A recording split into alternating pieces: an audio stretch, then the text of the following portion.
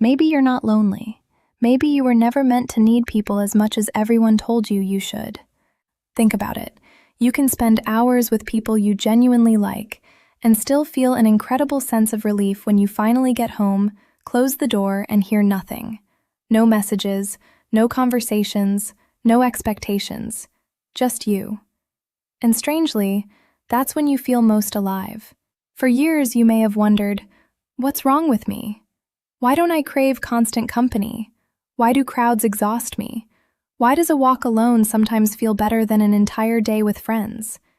Here's what psychology tells us. Nothing is necessarily wrong with you. Researchers distinguish between people who want connection but fear it and people who genuinely enjoy solitude. And there are signs you might be one of them. First, being alone recharges you.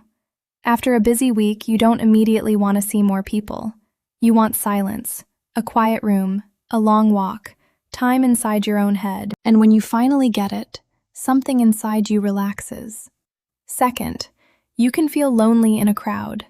You can stand surrounded by people and still feel completely disconnected, because loneliness isn't always about being alone. Sometimes it's about being somewhere you don't truly belong. Third, you're not necessarily shy. You can talk. You can socialize. You can even be confident. You simply don't need people around you all the time. Fourth, your circle is small but deep. You don't want 50 people who barely know you. You'd rather have 2 or 3 people who truly understand you. And finally, you've stopped pretending. You no longer force yourself to fit into rooms that don't feel like home. You stopped saying yes just to be accepted. You stopped apologizing for needing space. And maybe that's the most important sign of all, because there is a huge difference between loneliness and solitude. Loneliness says, I wish someone were here.